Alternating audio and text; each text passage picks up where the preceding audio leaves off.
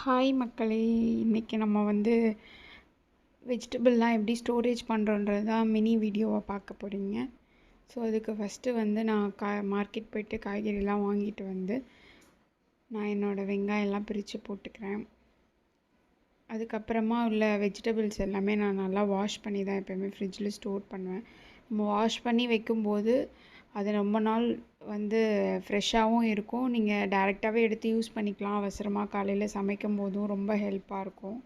So அதனால் நான் எல்லா வெஜிடபிள்ஸையுமே நான் வாஷ் பண்ணி பச்சை மிளகாலாம் காம்பு எடுத்து அந்த மாதிரி ஒரு வெஜிடபிளுக்கும் ஒரு மெத்தட் இருக்குது.